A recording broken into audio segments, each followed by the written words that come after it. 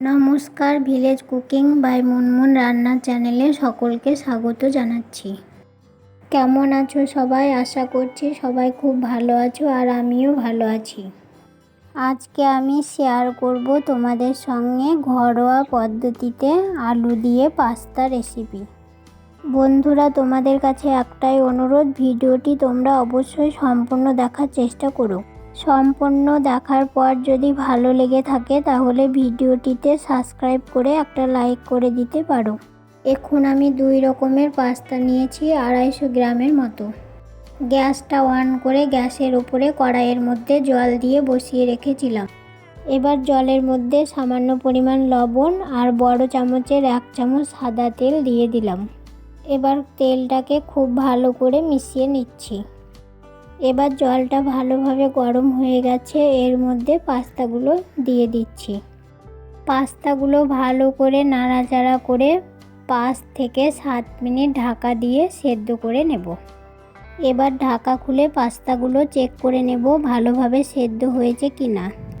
পাস্তাগুলো ঠিকঠাক সেদ্ধ হয়ে গেছে, এবার নামিয়ে নেব।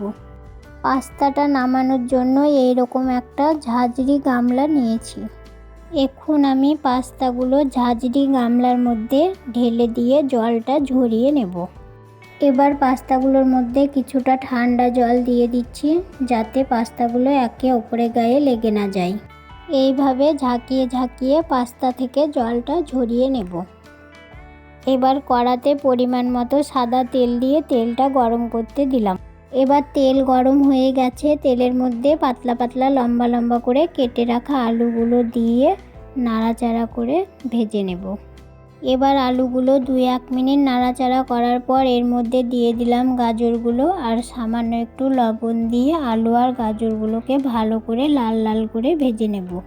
এবার আলু আর গাজরগুলো লাল লাল করে ভাজা হয়ে গেছে, একটা পাত্রে তুলে নেব।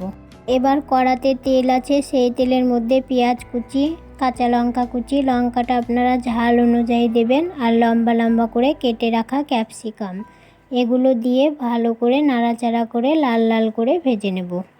এবার এগুলো লাল লাল করে ভাজা হয়ে গেছে, তুলে নেব। কড়াতে আরও তেল আছে, সেই তেলের মধ্যে 3টে ডিম ভেঙে রেখেছিলাম, সেই ডিমগুলো সামান্য একটু লবণ দিয়ে ঝুরি ঝুরি করে ভেজে নেব। এবার ডিমগুলো দেখুন এইভাবে আস্তে আস্তে নাড়াচাড়া করে ঝুরি ঝুরি করে ভেজে নিতে হবে। এবার ডিমগুলো সব ঝুরি ঝুরি করে ভাজা হয়ে গেছে, তুলে নেব।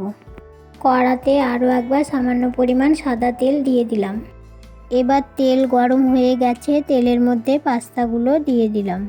এবার পাস্তাগুলোর মধ্যে 1 চামচ হলুদ গুঁড়ো আর 1 চামচ গরম মশলা গুঁড়ো দিয়ে ভালো করে নাড়াচাড়া করে মিশিয়ে নেব। এবার এগুলো ভালোভাবে মেশানো হয়ে গেছে, এর মধ্যে দিয়ে দিচ্ছি 1 চামচ পাস্তা মশলা। এটাকেও আরও 2-1 মিনিট নাড়াচাড়া করে মিশিয়ে নেব। এবার এর মধ্যে দিয়ে দিচ্ছি স্বাদ মতো লবণ, লবণটাকে খুব ভালো করে পাস্তার সঙ্গে মিশিয়ে নেব।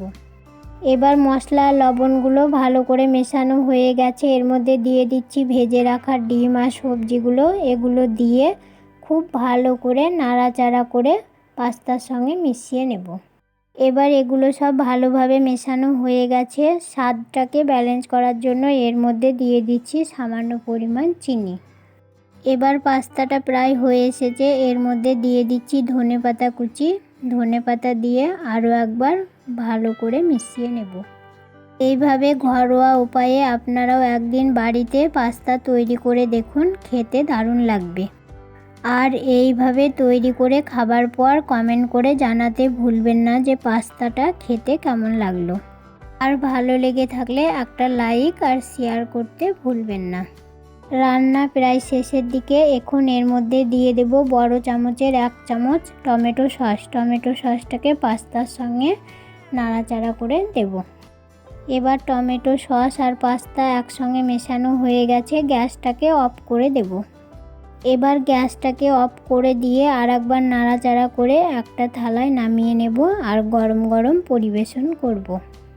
আজ এই পর্যন্তই, ফিরে আসবো নতুন কোনো রেসিপি নিয়ে। সবাই ভালো থাকবেন, সুস্থ থাকবেন, আর আমার সঙ্গে থাকার জন্য ধন্যবাদ।